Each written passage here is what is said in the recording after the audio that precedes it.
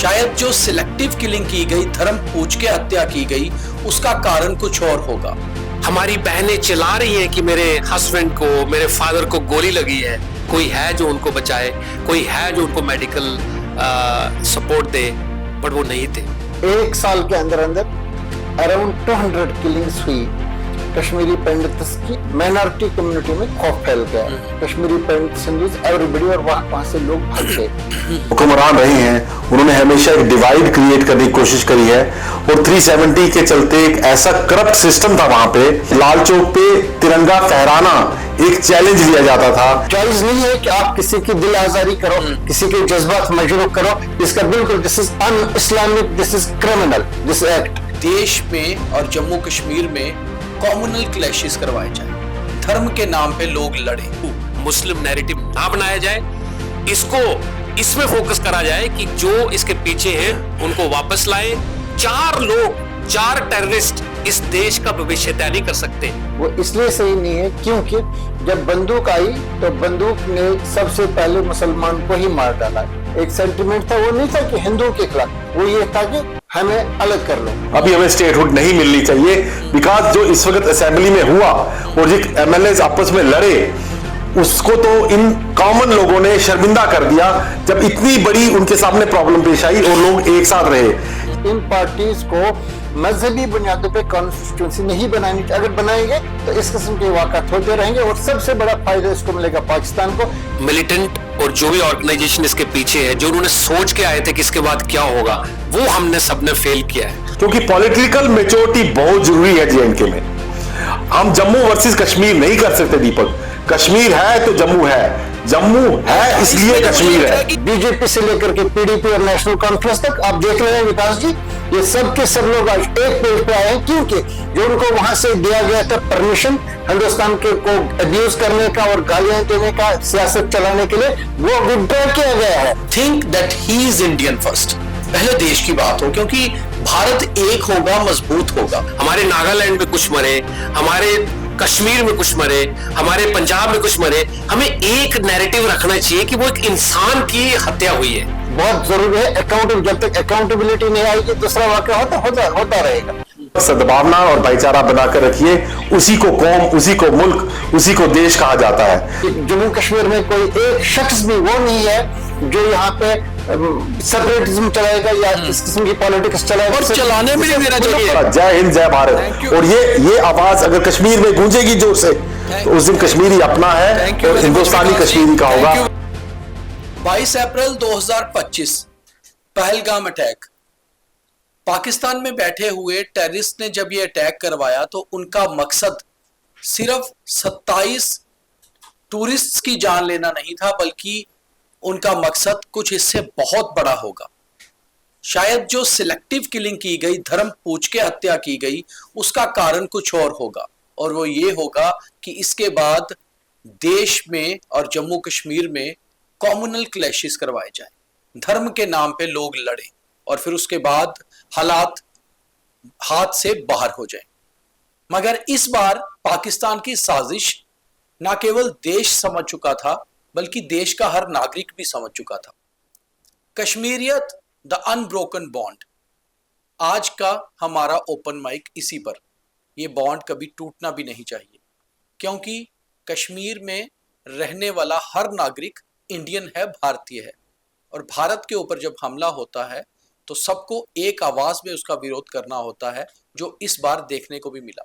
हालांकि ये खुशी की बात नहीं है, क्योंकि इस समय हर कोई गम में है इस हमले के बाद, मगर कम से कम जो एकजुटता दिखी है वो एक नरेटिव सेट करती है, और यही नरेटिव बेसिकली भारत है, हिंदुस्तान है, इंडिया है। तो आज की ओपन माइक डिस्कशन इसी पर। मेरे साथ मेरे खास मेहमान कैलाशपति शर्मा जी, जो हैं तो जम्मू कश्मीर से मगर गुड़गांव रहते हैं, शनाइडर कंपनी में बहुत सीनियर पोजीशन पे हैं और दुनिया घूमते रहते हैं। बाहर भी जो भारत का नैरेटिव है वो पता चलता है।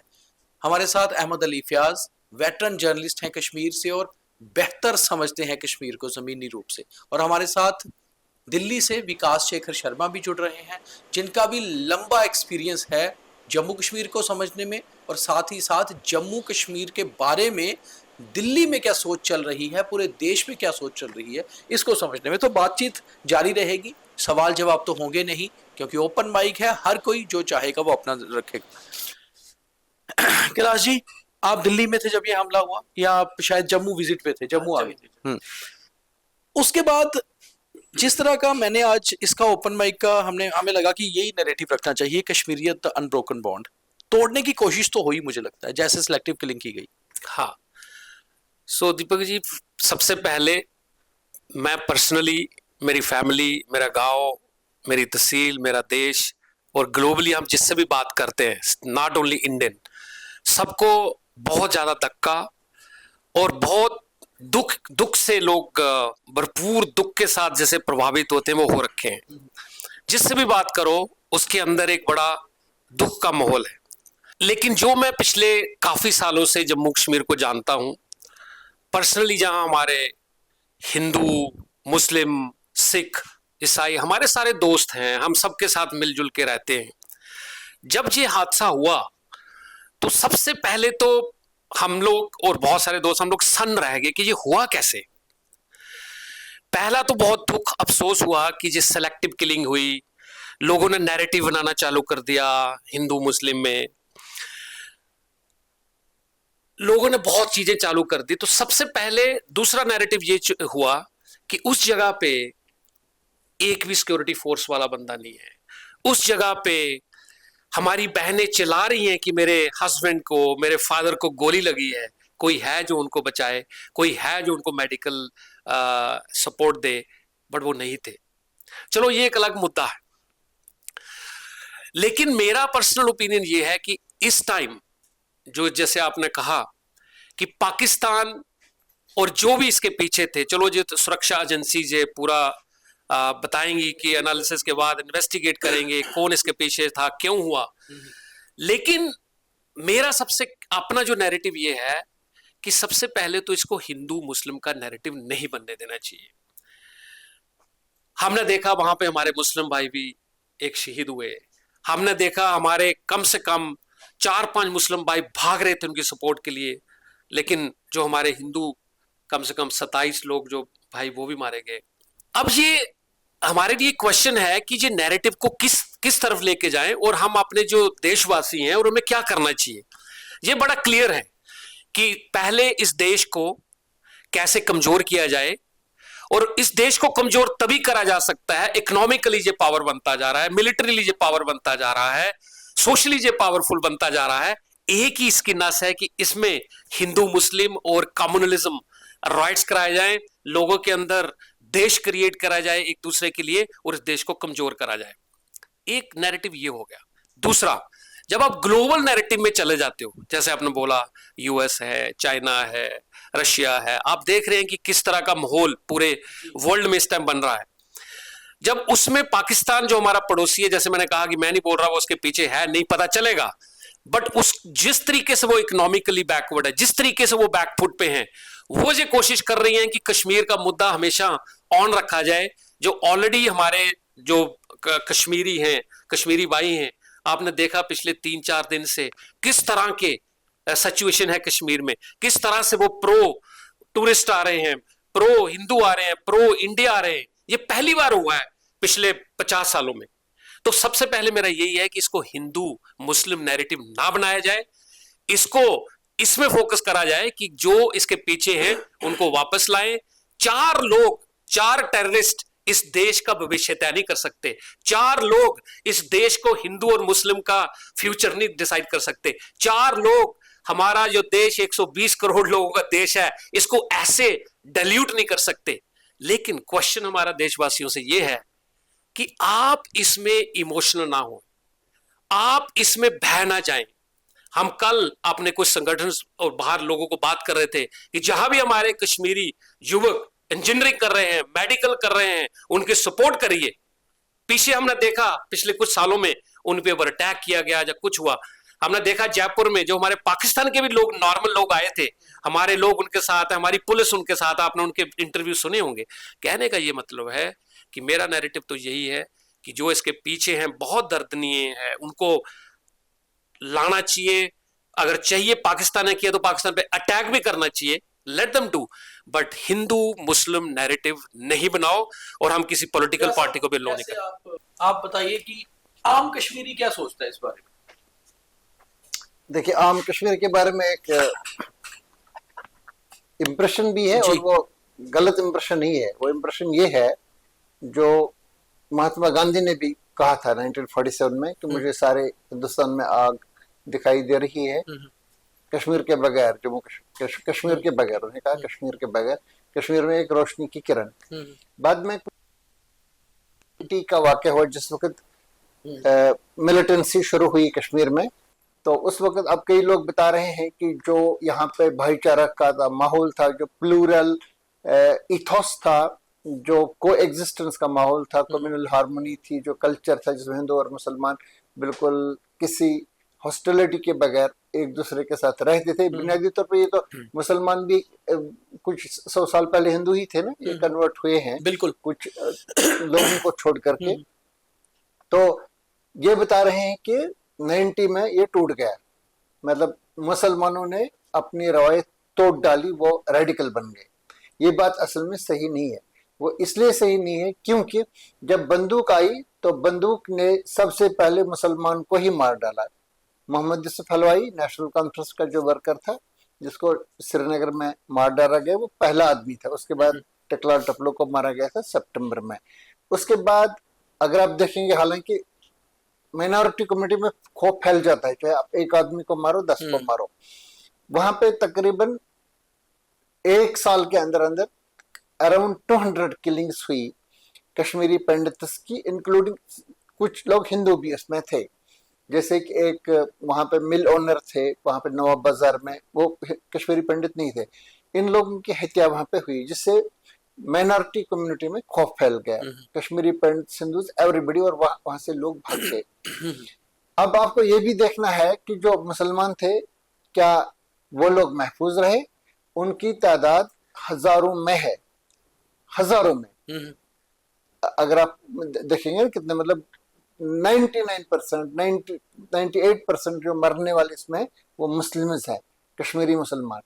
इसमें आप ये सवाल उठाना कि ये लोग सड़क पे क्यों नहीं आए, इन्होंने टेररिस्ट को गर्दन से पकड़ के क्यों नहीं लाया फौजी के पास, ये जो बातें हैं ये बेवकूफ़ी की बातें हैं। इसलिए कि हर एक को जान प्यारी होते, हर एक डरता है। बिल्कुल। और जब लोग अंदर आ जाते हैं, इस किस्म की अफरा तफरी फैल जाती है, तो कोई आदमी फिर इस पोजीशन में नहीं रहता है कि वो किसी को पकड़ के लाए।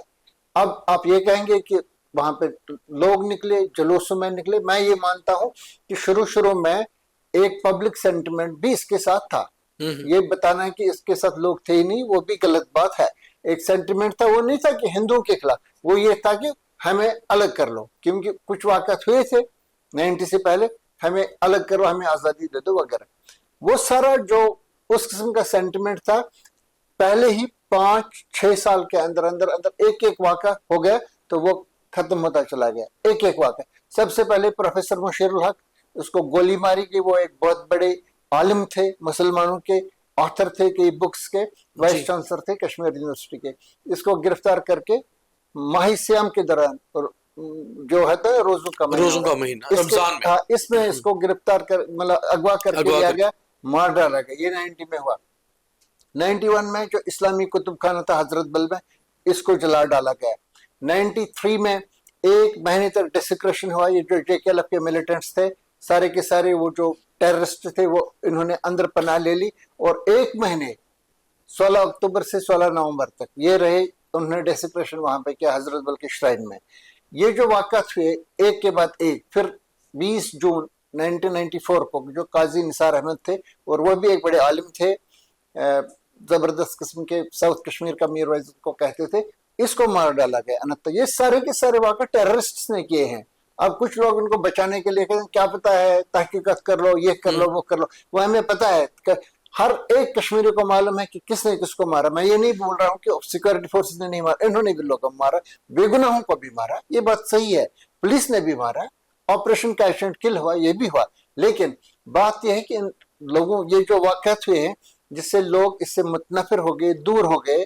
फिर 1995 11 मई 1995 जब त्रार शरीफ में ये लोग इन्होंने वहां पे एक बड़ा सा मरकज बनाया था जो मस्तुगुल मिलिटेंट था, बिल्कुल मतलब जो पाकिस्तान से आया था और उसके वहां पे लोग थे, तो इन्होंने वहां पे एक जमावड़ा बनाया था। तो वहां पे इनकाउंटर हुआ जिसमें कई लोग मारे गए, वो खुद भाग गया मस्तुगुल। और त्रार शरीफ का टाउन, खानका, मस्जिद और शेखुल आलम शेख नूरुद्दीन वली जो बहुत ही रेवर्ड सेंट कश्मीर के हैं, उनकी खानका को भी आग लग गई, इसमें लग गई।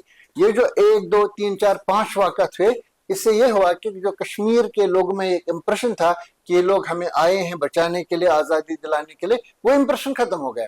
उस वजह से 1996 का इलेक्शन हुआ और उस वजह से ये बाकी सारे इलेक्शन हो गए।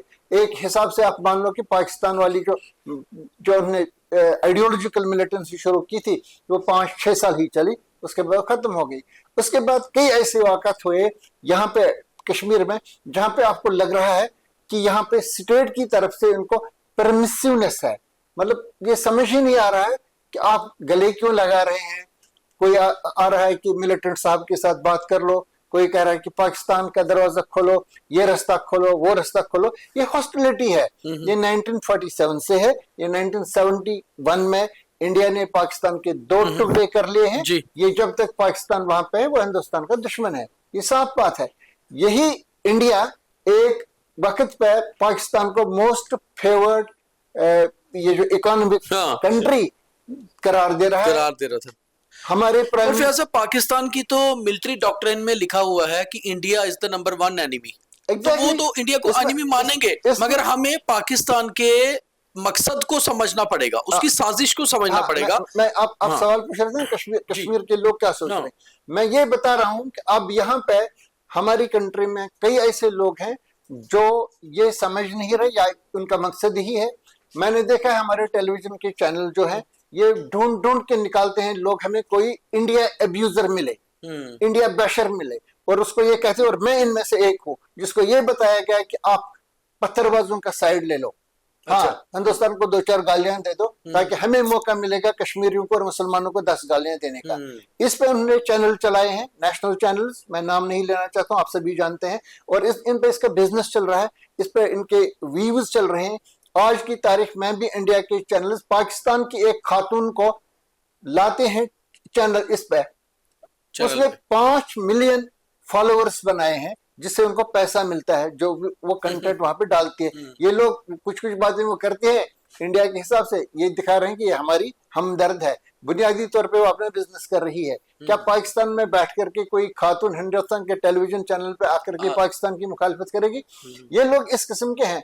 अब इन लोगों को क्या है कि ये एक कॉन्स्टिट्यूएंसी यहाँ पे जो कम्युनल इज्म के जज्बे पे है, वो एक कॉन्स्टिट्यूएंसी तैयार करते हैं जिसका कुछ पार्टीज को कभी कभी फायदा मिलता है लेकिन मुल्क के लिए नुकसानदेह है। बिल्कुल बेटर यही है कि इन पार्टीज को मजहबी बुनियादों पे कॉन्स्टिट्यूएंसी नहीं बनानी चाहिए। अगर बनाएंगे तो इस किस्म के वाक़ात होते रहेंगे और सबसे बड़ा फायदा इसको मिलेगा पाकिस्तान को, क्योंकि अभी अगर मैं काउंट करूंगा ना 100 इंसिडेंट्स यहाँ पे हुए हैं कम्युनल डिवाइड पैदा करने के लिए, क्योंकि आपका सवाल वही है।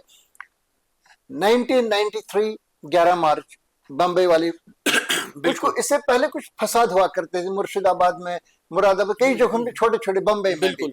इसका उन्होंने ये फायदा ले लिया कि उन्होंने एक बड़ा मुंबई सीरियल ब्लास्ट हुए बम्बई। मकसद क्या था? मकसद ये था कम्युनल क्लैशेस, क्योंकि एक मुसलमान ने किया, एक हिंदू के शहर में कम से कम 10 वाक़ात हुए, जिसमें मैं खुद एक मौके पे मौजूद था जब दलेर मेहंदी का शो था यहाँ पे जम्मू में। 17-18 लोग मेरे थे। मार्च 1997। हाँ, मतलब मैं वहां पे था, चीफ मिनिस्टर फारूक अब्दुल्ला वहां पे थे, इनको आना था और इसी के साथ एक बड़ा ब्लास्ट, इसमें शायद 17-18 लोग मर गए। ये सिलसिला जारी है और वहां पे चला रहे थे अपने चैनल पे कि हिंदू मुसलमानों को जम्मू में कत्ल कर रहे हैं, इस तरह से ये बताने के लिए, ताकि ये नहीं हुआ। कश्मीर में भी जो वाक़या थे, वंधामा का, संग्रामपुरा का, नादीमर का, चेटी सिंहपुरा का, ये सारे वाक़ा थे इसलिए कि ताकि कम्युनल डिवाइड पैदा किया जाए। ये तो साफ है कि उन लोगों को यही चाहिए। अब वो इसमें नाकाम हो गए हैं। अब इसमें ये उनका काम आसान कौन बना रहे हैं? वो पॉलिटिशियंस जो यहाँ पे बैठ करके असेंबली में जाकर के कहते हैं कि पाकिस्तान साहब के साथ बात करो, मिलिटेंट साहब के साथ बात करो, वो रास्ता खोलो, ये रास्ता खोलो। ये तो पागलपन है। मैं समझता हूँ कि इन लोगों को डिस्क्वालीफाई करना चाहिए। ऐसे लोग जो इस किस्म का नैरेटिव जनरेट करते हैं, मैं नहीं कहता हूं जंग करो, लेकिन इससे कुछ मिलने वाला नहीं है। यही किया गया, यहाँ पे रास्ता दिखाया गया मुजफ्फराबाद का, इस्लामाबाद का, रावलपिंडी का, ये रास्ता बंद किया गया।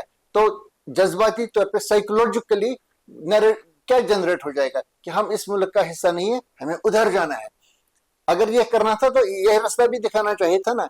ये किसने किया? मेन स्ट्रीम पॉलिटिशियंस जो चीफ मिनिस्टर बने और जो इसका क्रेडिट ले रहे हैं कि हम आइडिया ऑफ इंडिया को जिंदा रख रहे हैं। मैं जो आपको बात बता रहा हूँ, आम लोग आपको नहीं बताएंगे। इसलिए बहुत जरूरी ये है कि ये चीजें देखी जाए, ये देखा जाए। अब चूंकि ये खौफ कम हो चुका है पिछले 5-6 साल में, अब लोगों को मौका आया अपने आप को एक्सप्रेस करने का, जिससे आपको यह पता चला जो इससे पहले डेमोन्स्ट्रेशन थे, कुछ थे वगैरह, वो किसी खौफ के तहत थे, उस वक्त लोग डरते थे, इस वजह से निकलते थे। 5-6% हमारे साथ विकास जी दिल्ली से जुड़े हैं, कुछ कहना चाहते हैं, जरा विकास जी की भी बात सुनते हैं। हाँ विकास जी, आप इस नैरेटिव को कैसे देखते हैं?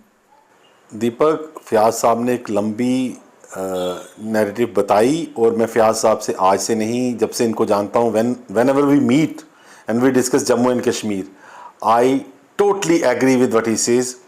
फयाज साहब ने जो कहा उसको मैं लेके फॉरवर्ड करता हूँ कि पॉलिटिशियंस ने और जो हुक्मरान रहे हैं उन्होंने हमेशा एक डिवाइड क्रिएट करने की कोशिश करी है, और 370 के चलते एक ऐसा करप्ट सिस्टम था वहाँ पे, जिसके रहते आपको एक ज़्यादा लाल चौक पे तिरंगा फहराना एक चैलेंज लिया जाता था, इतनी बड़ी बात मानी जाती थी। आज दिवाली के दिन वहाँ दिए जलते हैं, हर रोज़ लोग वहाँ 1-1 बजे तक घूमते हैं। ऐसा चेंज आया कैसे? क्योंकि जो रूलर थे ना, जैसे जो कश्मीर की रूल करने वाली सरकारें थी, वो इतने कंट्रोल थे दहशतगर्दों के द्वारा, उन लोगों के द्वारा जो फैनेटिक्स थे, कि वो उनके डर में वही बोली बोलते थे जो उनसे बुलवाना चाहते थे। अब 2019 के बाद भारतीय सरकार ने वहाँ ना केवल डेवलपमेंट करी, पर एक ऐसा कल्चर लाया जहाँ भाईचारे को बढ़ावा दिया है और सटल बैकडोर से रीएश्योर किया है कश्मीरी भाइयों को कि हम सब एक हैं। लेकिन यह है सरकारों की बातें। जम्मू वाले कहेंगे 370 टूट गया, कश्मीरी की भी ये शिकायत है, लेकिन कहीं ना कहीं 370 टूटने के बाद कहीं ना कहीं देश में नजदीकियां आई हैं। पर जब आप एक एवरेज हिंदुस्तानी की बात करते हैं, कल ही एक चीज सुनकर हंसी आई। झारखंड के कहीं के मंत्री थे, वो बोले कि जो हुआ पहलगाम में ये बहुत बुरा हुआ और हिमाचल के मुख्यमंत्री सुक्खू साहब को रिजाइन करना चाहिए। तो एक मंत्री कश्मीर के बारे में इतना जानता है दीपक, तो एवरेज इंडियन वही नैरेटिव लेता है जो बड़े बड़े मीडिया चैनल शो डालकर उनको बताते हैं। इस बार जब ये हमला हुआ तो कहीं ना कहीं इतना दीपक मन उदास हुआ कि यार ये क्या हुआ, कश्मीर को फिर किसकी नजर लगी। क्योंकि जो हुआ दीपक, आप सोचिए 27 लोग गए, लेकिन उस वक्त कितनी फैमिलीज थी, ना केवल उनकी फैमिलीज बल्कि कुछ फैमिलीज और थी जो वहां पे थे प्रेजेंट। अगर 2000 कहे जाते हैं लोग, 2000 से कहीं ज्यादा रहे होंगे जिन्होंने इस मंजर को देखा। रूह कांप जाती है दीपक, सोचकर मैं और आप शायद सीट पे हम पसीने में आ जाएं। तो ये बहुत बड़ा हादसा था, लेकिन इसके बाद देखना ये था कि देश किस तरह रिएक्ट करता। और दीपक, जिस तरह कश्मीर के लोगों ने अगले दिन कंप्लीट बंद रखा, उनके बुजुर्ग और कई सीनियर सिटीजन सामने आके बोले कि जिसने भी ये किया है उसका कोई मजहब नहीं, उसको फांसी दे दो, उसको ये हो जाए, उनको खत्म करो। और जम्मू में हिंदू और मुस्लिम समुदाय एक साथ सामने आए और वो डोगरा कल्चर को सामने लाते हुए उन्होंने फिर एक बार दिखाया।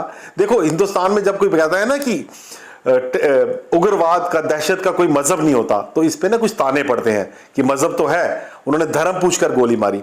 तो दीपक जो आए थे ना ये करने, वो एक नैरेटिव सेट करना चाहते थे, वही चीज की बात कर रहे हैं, अविश्वास का।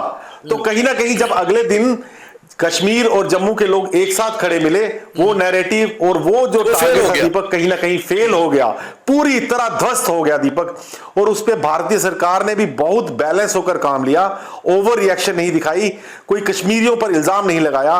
और leader of opposition Rahul Gandhi जब वहां गए तो उन्होंने बहुत बेहतरीन एक मुजाहरा दिया। उन्होंने कहा कि हम भारतीय सरकार के साथ हैं, हम कोई ब्लेम गेम नहीं खेलेंगे, we are together in this. और अब शक की सुई पूरी पूरी हमारे पड़ोसी पर है दीपक, क्योंकि उनकी ही रोटियां सिकती हैं इससे। शक की सुई क्या, वो तो क्लियर है बिल्कुल, पाकिस्तान की जमीन से हुआ। That is a country that doesn't have a political setup. उनके सबसे फेमस लीडर इमरान खान को जेल में डाल देते हैं, जो कि क्रिकेट के उनके बहुत बड़े सितारे रहे और एक ऐसी पर्सनैलिटी थी शायद जो उनका शख्सियत बदल सकती, उस देश की पूरा बदल देती। उसको उन्होंने उड़ा दिया, उसकी पार्टी को इलेक्शन नहीं लड़ी जाएगी। जो आर्मी चाहेगी, जैसा चाहेगी पाकिस्तान में वैसा होगा।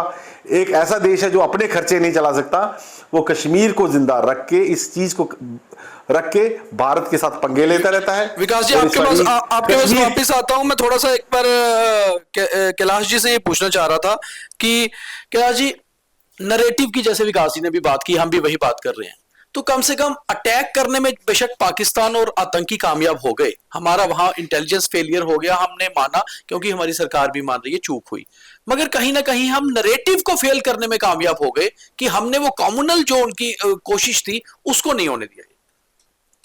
सो दीपक जी, इसमें मैं आपसे पूरी तरह सहमत हूं। जब से ये वाकया हुआ है, जैसे हम लोग कम से कम 40 कंट्री में जहां हमारे इंडियन है, क्योंकि उनको लगता है कि केपी हमें जानता है तो ये तो जम्मू कश्मीर, कहाँ हो, सबको पता है मैं भी जम्मू में हूं, अच्छा कैसा नैरेटिव हो रहा है एंड ऑल। आई गेस एक चीज तो बड़ी क्लियर है कि जो मिलिटेंट और जो भी ऑर्गेनाइजेशन इसके पीछे है, जो उन्होंने सोच के आए थे कि इसके बाद क्या होगा, वो हमने सबने फेल किया है। और एक तरफ जो हमारे विक्टिम्स हैं, जिनको पूरे कंट्री में वो लग गए, हमने देखा किसके पिता का बयान आया, किसी के वाइफ का बयान आया, किसी की माता का बयान आया, उनके बयान भी उस दुख में भी उन्होंने बोला कि हम अपने देश के साथ हैं। किसी ने भी कोई ऐसा नहीं किया कि इस धर्म ने किया या उसने किया, उन्होंने कहा कि जिन्होंने किया है उनको फांसी पे लटका दो। उसके बाद जो भी नैरेटिव आप दिल्ली में देखो, बॉम्बे में देखो, झारखंड से देखो, कश्मीर से देखो, जम्मू से देखो, सब जगह एक ही बड़ी क्लियर थी कि हम सब एक हैं। एंड स्पेसिफिकली मैं बड़ा अंदर से मेरा मन बाहर आ गया जब करीब 79 years old person in Lal Chowk, उन्होंने बोला कि जे उनको नहीं मारा, जे हमें मार गया। अगर मैं वहां होता तो मैं उनके सामने जाता और गोली खाता। और वो ऐसे नहीं बोल रहा था, उसकी आंखों में, उसकी बॉडी लैंग्वेज में आंसू थे, ये कोई आर्टिफिशियल नहीं था, वो अपने दिल से बोल रहा था। तो कहने का मतलब ये है कि हमने नैरेटिव उनका फेल किया है, लेकिन अभी ये सिर्फ 10% है। अभी भी मैं सारे देशवासियों और सबको फिर कहना चाहता हूं कि ये जो नैरेटिव हुआ है, इससे हमें सीखना चाहिए कि इस नैरेटिव को ऐसा नहीं कि अभी 4-5 दिन हम सब इमोशनल हैं, एक तरफ ठीक है अटैक होगा, जो होगा वो गवर्नमेंट देखेगी क्या करना है, डेफिनेटली एक्शन होगा या जो भी होगा, बट हमें आर्मी को जो करना आर्मी करेगी, पुलिस को जो करना है पुलिस करेगी, गवर्नमेंट को जो करना है गवर्नमेंट करेगी, लेकिन जो नॉर्मल सिटीजन है, जो हम सब लोग हैं, हमें क्या करना है, हमारी भी तो रिस्पॉन्सिबिलिटी है कि हम, चाहे वो हिंदू हो चाहे मुस्लिम हो, इस टाइम हमारे पास एक मौका है कि अगर कुछ सालों में जब कुछ गलत फहमियां पैदा हुई हैं, तो हमें एक मौका है कि हम उसको फिर सुधारें। क्योंकि मैं आपको ये बताना चाहता हूं कि जब हम इकोनॉमी की बात करते हैं, मैं इसको थोड़ा सा दूसरे तरीके से देखता हूं।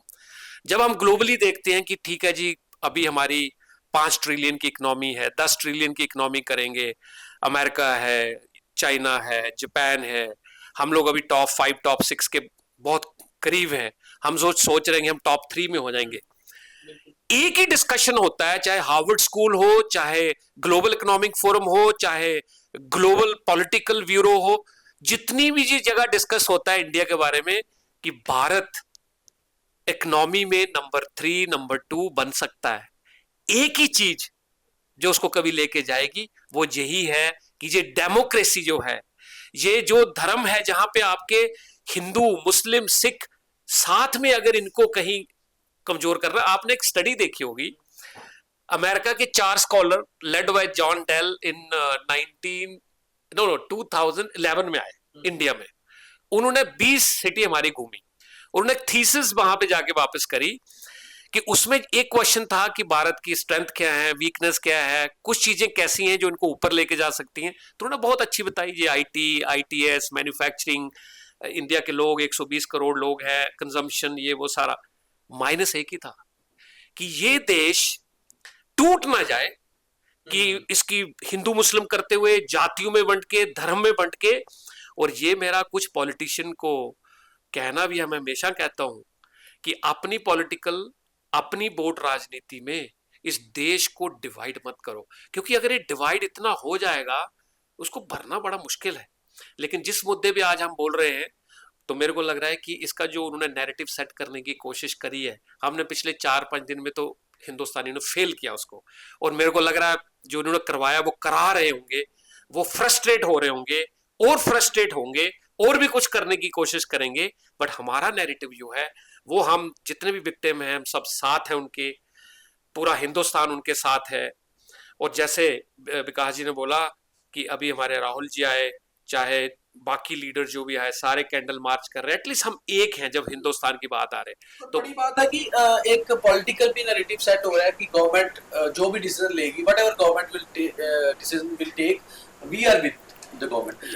फैज साहब, एक चीज जो आपकी तरफ से दीपक मैं फयाज साहब से पहले कुछ कहना चाहूंगा, एक ताकि फयाज साहब को एक I can give food for thought. बोलिए। देखिए दीपक, एक जो बड़ी चीज, मैं कैलाश जी के बात को आगे लेके चल रहा हूं, जो बड़ी चीज जो चेंज हुई है ना दीपक, 370 was just not article which was abolished.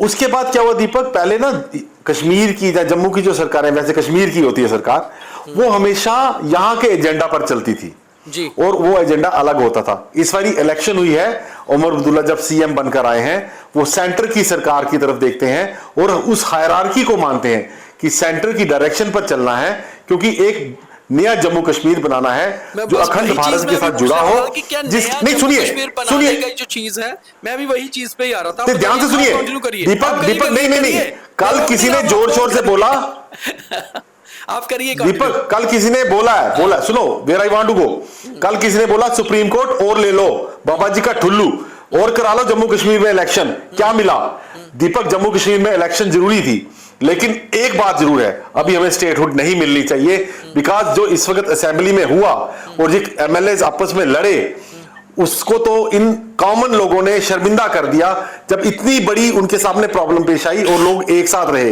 ये हाउस में अब इनको कल देखना होगा 28 तारीख को कैसे मिलते हैं और कैसे इसको डील करते हैं, क्योंकि पॉलिटिकल मैच्योरिटी बहुत जरूरी है जेएंडके में।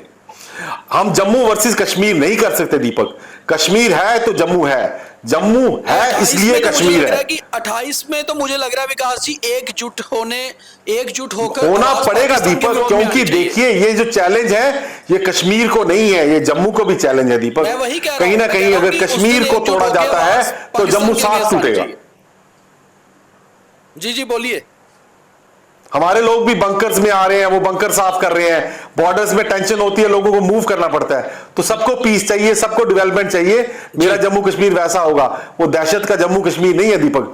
पहले भी फयाज साहब ने कहा 90s में जो दहशत थी, लोग डरकर नहीं बोलते थे, 80% से 85% लोग वो थे जो अमन और शांति और अपने बच्चों की नौकरी और रोजमर्रा की अच्छी जिंदगी जीना चाहते थे। लेकिन आज भारत सरकार पर कश्मीरी को विश्वास है, पिछले 5 से 6 सालों में डेवलपमेंट हुई है। अगला कमेंट फयाज साहब फयाज साहब को पहले तो मैं सॉरी बोलना चाहूंगा। नहीं, फयाज साहब हम शर्मिंदा हैं। इसमें कोई सॉरी नहीं, कोई नहीं, ओपन बोलना पड़ेगा, क्योंकि फयाज साहब जो कहते थे हम बात करते थे। फयाज साहब आप बताइए, परसों वो झूठ प्रूव होने लगी दीपक, लेकिन कश्मीर ने हमारा सर ऊंचा रखा। कश्मीर को जो नया कश्मीर बनाने की बातचीत हो रही है ना, बात वही है, क्या ये अनफॉर्चुनेट इंसिडेंट के बाद वाकई में लग रहा है कि नया कश्मीर बन रहा है? मैं आऊंगा इस इधर, लेकिन जो विकास भाई ने बताया अभी, इस पर मैं थोड़ा अपना बताऊंगा। बताइए। इन्होंने ये बताया कि इन्होंने वो बात सही बताई कि कुछ लोग कहते हैं कि क्या मिला, इलेक्शन ही नहीं करना चाहिए था। अभी आप देख रहे हैं बड़े बड़े टेलीविजन चैनल कुछ कह रहे हैं कि वहां पे इलेक्शन करने की जरूरत ही क्या थी। मैं आपको बता रहा हूं कि ये अपना बिजनेस चला रहे हैं, और जिस दिन यहाँ पे किसी दिन कांग्रेस की सरकार आएगी 24 घंटे में आप देखेंगे उनकी बोलिए बिल्कुल मेरी बात आप याद रखना है, क्योंकि यहाँ से निकलने वाली, ये भाग के जाने वाले नहीं है अमेरिका, और अमेरिका भी इनको नहीं पकड़ेगा जो इन्होंने लाइन रखी है। ये सिर्फ बिजनेस पर्सन है, इनका काम है अपना बिजनेस बनाना और कुछ नहीं है। कि जिस तरीके से इन्होंने अपने एंकर पर्सन को, न्यूज कास्टर्स को, कॉरेस्पोंडेंट्स को, रिपोर्टर्स को ये हिदायत दी है कि यहाँ पे मुनाफरत फैला, मजहब के नाम पे तकसीम कर लो, और अभी आपने देख लिया पिछले 24 घंटे के दौरान इनको बताया गया है, वो परमिशन उनको विड्रॉ किया गया है। अभी आप देख रहे हैं अचानक उन्होंने तब्दीली कर ली है, जो जहर फैला रही थी इनकी जो एंकर्स, अब आप देख रहे हैं आजकल वो कश्मीरियों की तारीफें कर रहे हैं। ये कैसे हो गया 24 घंटे के अंदर? यही मैं इसको थोड़ा सा, जो विकास जी का जो नजरिया है कि यहाँ पे इनको स्टेटहुड नहीं देना चाहिए वगैरह वगैरह, मैं आपको बता रहा हूँ कि स्टेटहुड अगर देंगे इससे भी फर्क नहीं पड़ेगा। क्यों? क्योंकि आप देख रहे हैं ये एक एमएलए साहब थे जो MP भी बने, इन्होंने कश्मीर के MLA हॉस्टल में बीफ पार्टी लगा दी। क्या आज कोई ये जरूरत कर सकता है कि मैं बीफ पार्टी लगाऊंगा और आप लोग आ जाओ बीफ खाने के लिए? इस्लाम में तो ये जायज है, लेकिन ये जायज नहीं है कि आप किसी की दिल आजारी करो, किसी के जज्बात मजरूह करो। इसका बिल्कुल, this is un Islamic, this is criminal, this act. मैं आपको बता रहा हूं, ये इसका परमिशन था। इसका परमिशन था कि असेंबली में जाकर के आप रायशुमारी का नारा लगा दो, पाकिस्तान जिंदाबाद का नारा लगा दो। ये कश्मीरी पॉलिटिशियंस का कसूर नहीं है विकास भाई, ये उन लोगों का कसूर है जिन्होंने दिल्ली से उनको परमिशन दिया है पिछले 20 साल में।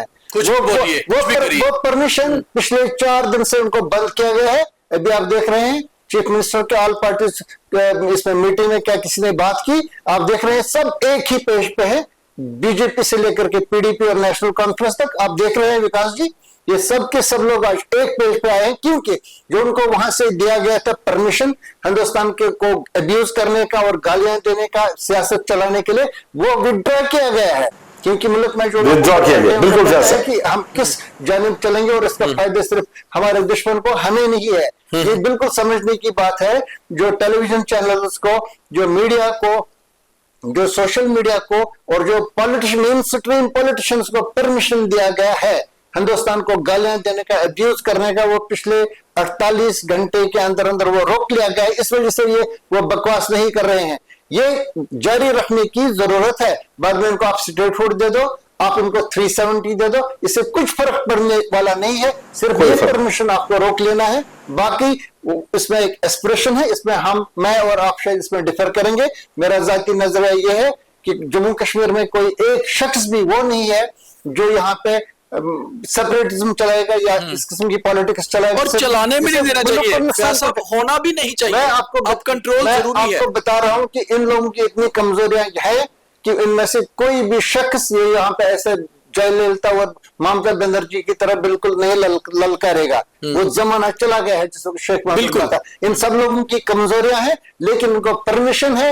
ये दिन के उजाले में हिंदुस्तान को गालियां देते हैं, रात के अंधेरे में ये RSS के शिविर ज्वाइन करते हैं, इनके साथ वाजवान खाते हैं। ये पॉलिटिक्स बंद करना पड़ेगा बीजेपी को। बिल्कुल ये सारा ठीक हो जाएगा। बाकी 370 और स्टेट फूड के बारे में मेरे ख्यालात हैं कि इससे कोई फर्क नहीं पड़ने वाला है। आपको लग रहा है इससे फर्क पड़ जाएगा, कोई नया सियासत चलेगा? मेरे हिसाब से बिल्कुल नहीं चलेगा। चलिए एक शॉर्ट सा मैं आप सबसे जरा बात करता हूँ, अपना भी रख लेता हूँ। मुझे लगता है कि नया जम्मू कश्मीर बनने की और जो केंद्र सरकार या जो भारत सरकार समझती है, हम इसमें ये बात नहीं करेंगे कि बीजेपी की सरकार, बेसिकली केंद्र की सरकार, भारत की सरकार, ये बात करेंगे, पार्टी की बात नहीं, देश की बात। मुझे लगता है कि वो एक नरेटिव जो बनाने की कोशिश है वो कहीं ना कहीं बन रहा है। वो नरेटिव ये है कि everybody should think that he is Indian first. पहले देश की बात हो, क्योंकि भारत एक होगा, मजबूत होगा। गेपी जी, आप मेरी बात से कितना सहमत है कि अब वो समय आ गया है कि डिसीजन मेकिंग जो हो वो इन जाति, धर्म, इससे ऊपर उठ के हो?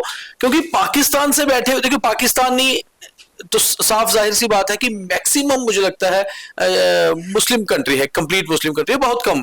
तो उन्होंने तो अपना नैरेटिव वही सेट करना है। मगर इंडिया इज ए बेसिकली जहां पर हर धर्म के लोग रह रहे हैं, और हमें ये वाली धर्म की लड़ाइयां लंबे समय से हम लड़ रहे हैं। इस बार जो सिलेक्टिव किलिंग की गई पहलगाम में, उसके पीछे मकसद कुछ बड़ा था, जो नहीं हो पाया, वो किलिंग हो गई, मगर बहुत ही अनफॉर्चुनेट हुआ जो भी हुआ। कमियां थी, सरकार ने भी माना। अब व्हाट नेक्स्ट, क्या मानते हैं? दीपक जी, मैं आपसे पूरा सहमत हूं कि मैं जहां भी बाहर किसी भी कंट्री में जाते हैं हम लोग, कहीं भी किसी भी देश में, चाहे वो ईसाई देश हो, चाहे मुस्लिम देश हो, चाहे वो जितनी भी कंट्रीज है, कंट्री फर्स्ट। देश के अगेंस्ट कहीं कोई सुनता नहीं है। आई गेस सबसे पहले हम सब लोगों को एक सबक लेना चाहिए कि अगर हमें इस देश में रहना है तो इंडिया फर्स्ट कहना है। फिर मैं बोल रहा हूं, हम कई बार देखते हैं कि रहते जहां हैं सारी की सारी फैसिलिटी हम इंडिया से लेते हैं, और ऐसा नहीं है कि वो लोग जो जिनको मैं जितने भी हम इंडियन है सब करदाता है, सब टैक्स दे रहे हैं। और जब अगर गवर्नमेंट हमारे लिए कुछ करती है, किसी भी रिलीजन के लिए करती है, किसी भी जाति के लिए करती है, कोई एहसान नहीं कर रही, वो हमारे से टैक्स देके वो हमारे को वापस दे रही है। But as a individual citizen पहले हमें इंडियन की तरह रहना है। ऐसा नहीं है केवल हम देखते हैं कि देखो जी भारत 15 अगस्त मना रहा है, 26 जनवरी मना रहा है, इसमें ये धर्म तो है, देखो दूसरे धर्म के लोग भी हैं, ऐसा क्यों? सबको इंडिपेंडेंटली उसमें आना चाहिए। तो एक तो वो है। दूसरा, जब भी कभी ऐसा कुछ इंसिडेंट होता है, हमें एक आइसोलेशन में नहीं जाना चाहिए कि जी अगर छत्तीसगढ़ में हमारे कुछ लोग मरे, चाहे वो हिंदू मरे, मुस्लिम बने, हमारे नागालैंड में कुछ मरे, हमारे कश्मीर में कुछ मरे, हमारे पंजाब में कुछ मरे, हमें एक नैरेटिव रखना चाहिए कि वो एक इंसान की हत्या हुई है।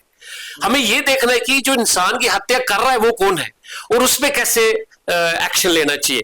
इस केस में भी अभी देखो सबसे ज्यादा जो हमारा भी खून उबल रहा है, आप कभी सब लोगों का खून उबल रहा होगा कि ये 4 लोग करके चले गए, कहां पे चले गए? हमारे प्रधानमंत्री भी, मैं इज्जत करता हूं, बट 10 साल पहले हमारे प्रधानमंत्री जी बोलते थे कि ये कैसे कहां से आए, किसने इनको अलाउ किया, अब कहां से आ गए ये? तो पाकिस्तान और उनको तो आप ब्लेम करो, बट अपनी सुरक्षा एजेंसियों भी इतनी स्ट्रांग करो कि 2000-3000 लोग वहां पे हैं, पहलगाम में है, आपकी 4 मिलिट्री वाले वहां नहीं है, आपका छोटा सा वहां पे एक मेडिकल कैंप नहीं है, ये सारे लोग करदाता हैं। आप एक वीआईपी आता है, 5 चॉपर आते हैं, 500 सिक्योरिटी लगा देते हो, 2500 लोग वहां पे एक नॉर्मल बंदे हैं, आप 4 सिक्योरिटी वाले नहीं देते।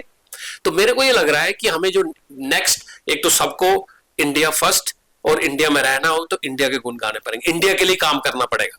दूसरा, जिन लोगों ने भी जो हम धर्म जाति में जितने भी हम लोग कर रहे हैं, इसको थोड़ा बंद करना चाहिए। मैं आपको बताता हूँ, टर्की और कुछ और कंट्रीज हैं, वहां भी ईसाई और मुस्लिम हैं।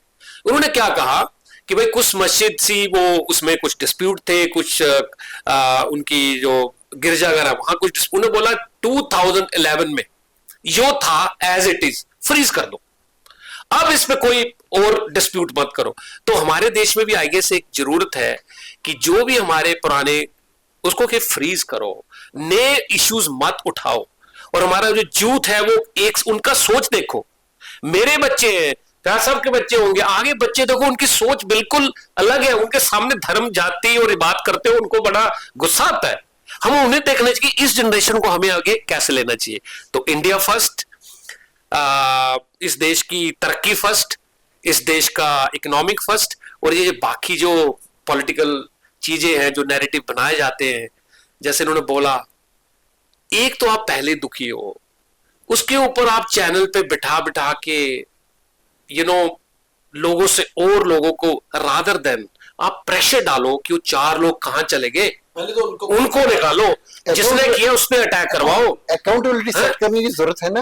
ये देखना है ना कि अगर वहां पे इतने सारे लोग जा रहे हैं, 2000-3000 लोग, इनको वहां पे अगर ये देखना है पहली पॉलिसी, क्या उनको जाना है इन जगहों पे या नहीं जाना है।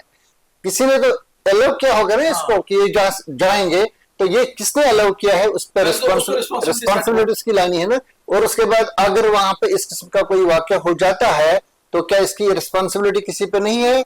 अगर वहां पे जो वहां के लोकल लोग हैं, कुछ जिनके अपने इक्तिसादी फायदे हैं घोड़ा चलाने में वगैरह, वो वहां पे सड़क को मैक्सिमाइज करने नहीं देते हैं कई साल से, क्या इसके लिए रिस्पॉन्सिबिलिटी नहीं है पहलगाम डेवलपमेंट अथॉरिटी पे, जो सीईओ इसके हैं? आप उनको गोल्डन मेडल देकर के अच्छा परफॉर्मेंस दिखाओगे और प्राइज पोस्टिंग्स दे दोगे, क्या ये लोग इसके लिए रिस्पॉन्सिबल नहीं है? पूछना नहीं चाहिए इनसे कि ये आप क्या कर रहे हैं, इन अधिकारियों से, ऑफिसर से? ये सारी चीजें बहुत जरूरी है। अकाउंटेबिलिटी, जब तक अकाउंटेबिलिटी नहीं आएगी दूसरा वाकया होता रहेगा। बिल्कुल। और एक चीज और मैं लास्ट में बोलूंगा, देखो जो काम, हम तो न्यूट्रल हैं, जो काम अच्छा किया इस पहले भी जो हमारी कुछ गवर्नमेंट्स ने कुछ बुरे भी किए, कुछ अच्छे काम भी किए। इस गवर्नमेंट ने जैसे वर्ल्ड का सबसे ऊंचा ब्रिज, रेलवे ब्रिज, किसने सोचा था? अब पाकिस्तान जो हमारा कंट्री है, वहां की इकोनॉमी देखो, हमारे कश्मीर की देखो, हमारे इंडिया की देखो, हमारे जम्मू कश्मीर की देखो, कहां पे हम लोग, जमीन आसमान का फर्क है। हमारे वहां भी दोस्त हैं, ऐसी बात नहीं है, बट कहने का ये मतलब है कि जो इन्होंने काम किए आपने बोला आगे क्या, उनको और बढ़ाना चाहिए।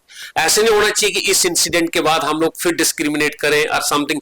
और कल जब हम लोग देख रहे थे, बात भी करते हैं हम लोग कश्मीर में, जो भी इन्होंने काम किए हैं, लाल चौक की खूबसूरती देखो, डल लेक की खूबसूरती देखो, जितना वहां डेवलपमेंट, रेलवे, सब कुछ हुआ है, लोग वहां के अप्रिशिएट कर रहे हैं। हम भी तो जम्मू कश्मीर के हैं, हम अप्रिशिएट कर रहे हैं, इसको थोड़ा और बढ़ाना चाहिए। लेकिन मैं जो पहला पॉइंट बोला कि धर्म के नाम पे, जाति के नाम पे हमें उठना पड़ेगा। बिल्कुल।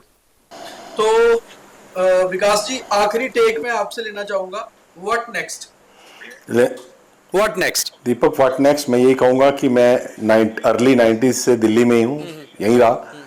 जब एवरेज जो कश्मीर का आदमी है वो दिल्ली के रेलवे स्टेशन पे उतरता है या कहीं भी उतरता है, तो यहाँ के लोग उसको एक अविश्वास से देखते हैं और हर तीसरे मुसलमान को उग्रवादी समझा जाता है।